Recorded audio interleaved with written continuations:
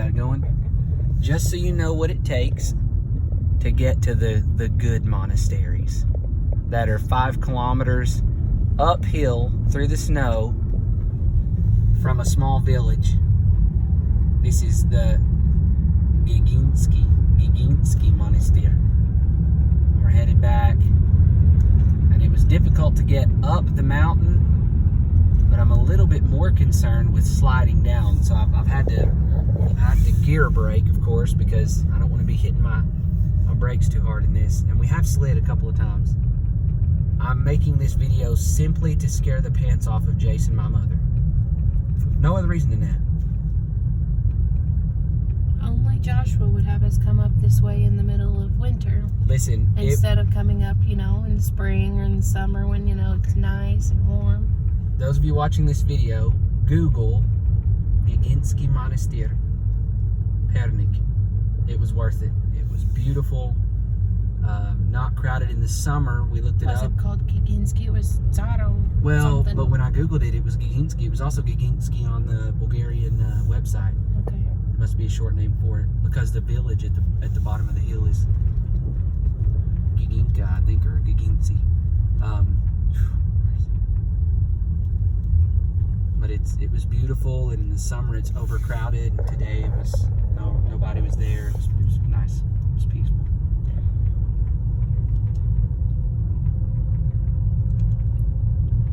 We should upload this video to Facebook, or not Facebook, but YouTube. Mm-hmm. It'll be too long. So, for anybody else watching besides my brother and my mother, who hopefully now are pantless from fear, I don't know if you can see the village down there, but we were talking about just imagining how picturesque it would be to grow up in that village.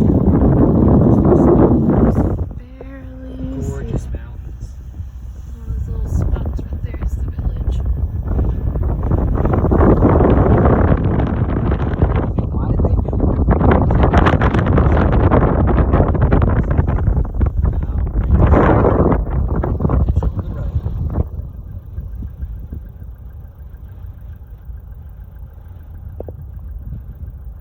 We passed about 6 people walking up this on the way up. I'm pretty sure they're probably still walking. We'll probably get them on video here in a minute.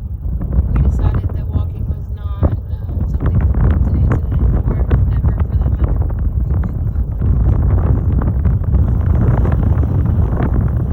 All you hear is ice. They're sliding a little bit. They have good all-weather tires.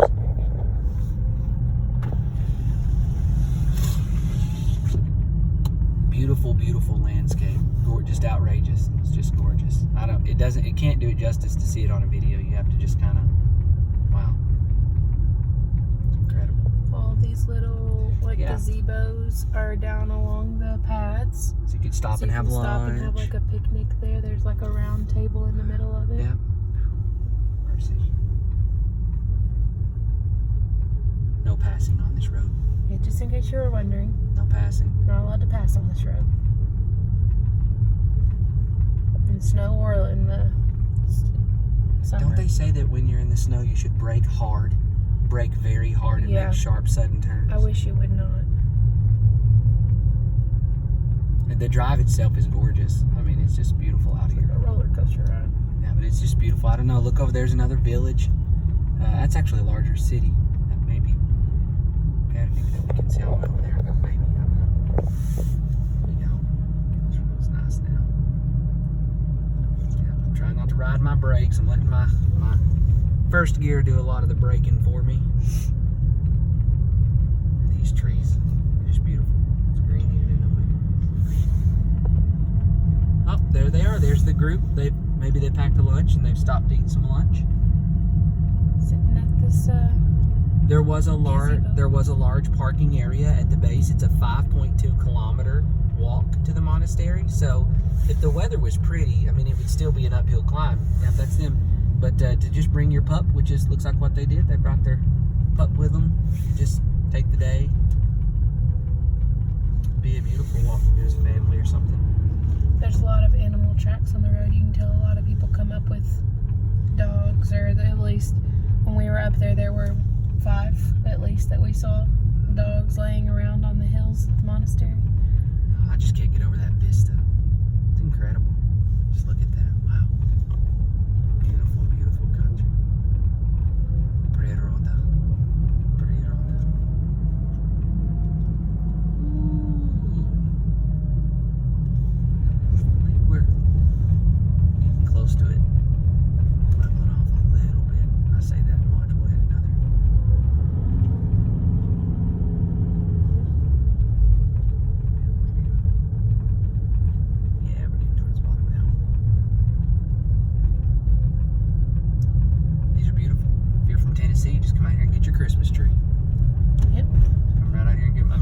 Really? They're like Fraser firs out here and stuff, I think.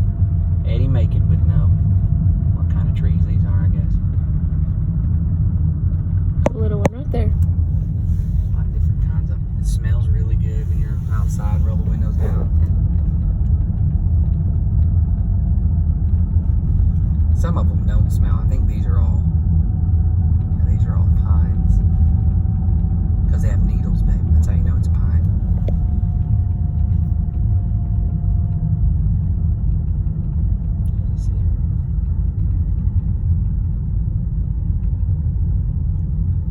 Caught up. What's funny is you go all the way down, there's like nothing, and then all of a sudden you're in a neighborhood. Yeah, we need to keep it going. We need to post this on YouTube. We had to, when we were driving up, we almost couldn't So find. these are different kinds of pines here. Okay. Sorry. On the way up here, we couldn't figure out which road it was we needed to take because the roads were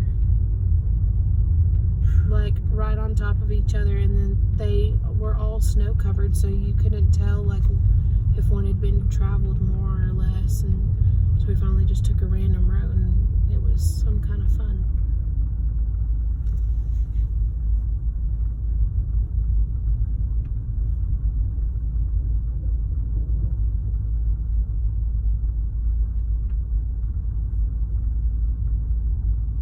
You can see the houses are getting closer down at the bottom of this hill. We'll come around here in a minute and be in the neighborhood.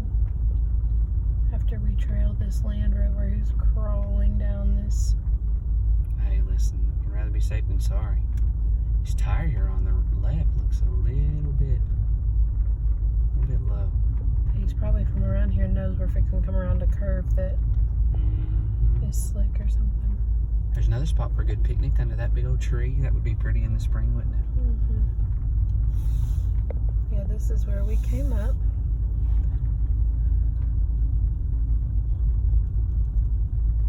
Yeah, I have a feeling this isn't his first rodeo.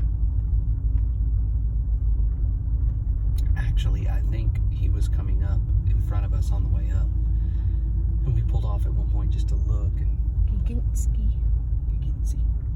Yeah, so that's why it said the Giginski Monastery. It's because it's near Giginski. It's not the official name of it, but... Hey, you're gonna go this way. In case It's that big red sign right there means you can't go that way. That's the way we came up, though. Yeah. It's a one-way road. Yeah. If you're ever driving in Bulgaria and you see a big red sign with a white line through it, it means you can't drive here. There's a pretty house here. I was just telling somebody this the other day that an anthropologist and also a biologist traveling in Bulgaria back in the 19th century said that Bulgaria to him was a land in which the traveler was on a road between walls, on a journey between walls.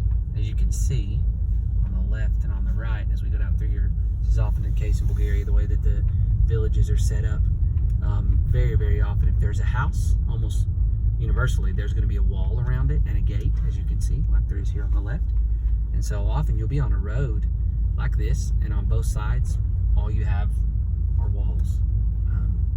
You can't see that there are beautiful families behind those walls, and beautiful gardens, and wonderful people. But During the communist era, they didn't know who they could trust.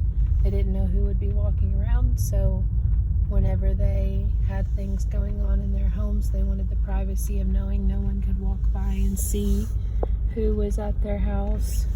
even goes all the way back, stretches back also past there and originated, I think, in the days of the Ottoman Empire, in which I think Bulgarians, for the same reason Katie was just saying, they desired privacy and not to have everything they said and did be micromanaged by the Ottomans, the Turks, and for obvious reasons. Another wall. Give them security and privacy. You can read all about that in Under the Yoke, which is kind of the book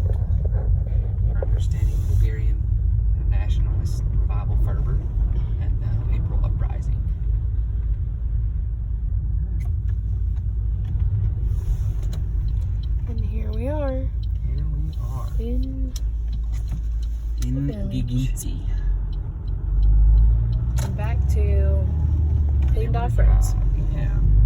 We hope you've enjoyed this tour of the trail to and from the Giginski Monastery, which is not the official word. It's a very long word for the monastery that I didn't translate before going. Thanks for getting us down that mountain safely.